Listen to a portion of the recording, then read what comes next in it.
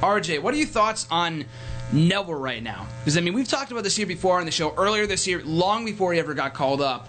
And you took exception to the fact, not you didn't like you hate Neville or anything like that, but you made a great point about how he might not get above a certain level. And I agreed with you. And I feel like, but when they brought him up, there was some like moments that some moments of greatness where like he faces Rollins and has like an amazing showing, but like the very next week he's back to doing nothing.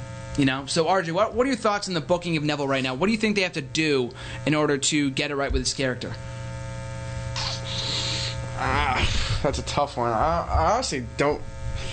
It's not like I don't know it. Just like I said, like I thought like he'd come up, kind of have a couple good matches, a couple people, but then like eventually get lost in the shuffle because if Cena was the mid card champion, then it's not like he's gonna face Cena because he's a face, and then Daniel Bryan was at the time when he got called up, and then now it's Ryback who's a face, so it's not like he's gonna face Ryback either. So maybe if Rollins retains and Night Champions, maybe they have Neville against Rollins for the U.S. title. For U.S. title, okay. I think a title would honestly help him a lot, but because besides that, he's literally just doing meaningless matches and a terrible feud with Stardust. So hopefully they end it soon. I think he has a lot more potential than just being another random guy. He's better than like an Adam Rose or Bo Dallas. So it should be interesting to see what they do, and hopefully they just don't keep using him as a spot monkey. Exactly. That's what we were talking about earlier, and that's what really resonated with me when we were discussing this earlier today. That it feels like, to me, like he is the 2015 version of Evan Bourne or a Justin Gabriel. More so Evan Bourne than Justin, because Justin never went anywhere as a singles guy. Evan Bourne, at least, never, although he never won any singles titles, he was like in the main event for a cup of coffee in matches with like Jericho and Edge, and so yeah, you know, people knew who he was. It's like, oh, it's Evan Bourne, the guy who can do the cool flips. He has the awesome shooting star press, and that's essentially all that he was good for. I think he's capable of much more, and he's shown that in Ring of Honor lately.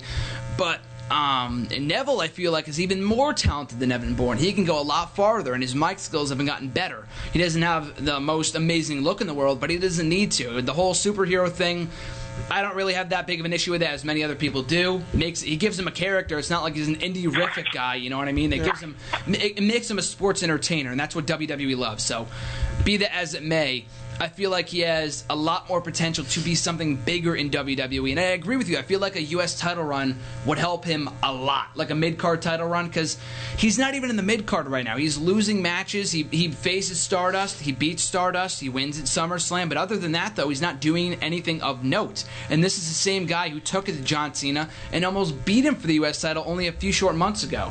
So hopefully they can start booking him properly post Night of Champions and Stardust as Seth said as well, considering the fact that he is also very talented. I've lost all hope for like a Cody Rhodes return in the near future, because I know that's not happening in like the next couple decades, but hopefully we'll get that down the line. So Seth, quick question for you though. How do you feel like they can improve upon the booking of Neville? What do you feel like they need to do to get him back on track? Well, I also think that he's someone who's just never going to get that far, and so listening to you guys talk about him, it kind of reminds me of Kofi Kingston a bit as a singles wrestler, where they would kind of use him as a transitional champion with the U.S. title a few times and Intercontinental title. So I could see Neville working well with that, and maybe like Kofi Kingston, finding more success as a tag team wrestler. I believe Neville was an NXT tag team champion also. Mm-hmm. No, that's a great point. It's just, you look at the roster right now, there might be a couple good possibilities with people that you can pair him with.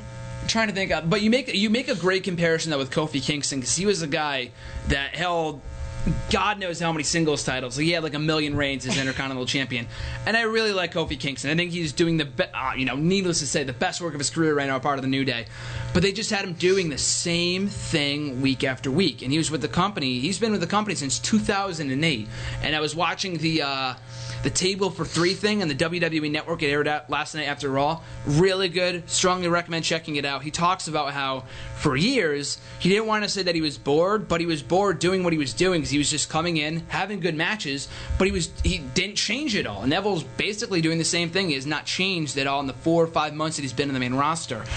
So hopefully, I feel like taking a step back to the tag team division, and whether it be the tag team with the Lucha Dragons or someone else from the mid undercard, like I don't know, a Dolph Ziggler or something like that, I feel like would do him wonders, because he's not, I mean, he's doing something right now. It's not something good, it's pretty bad, but at least something like that could help rejuvenate his career.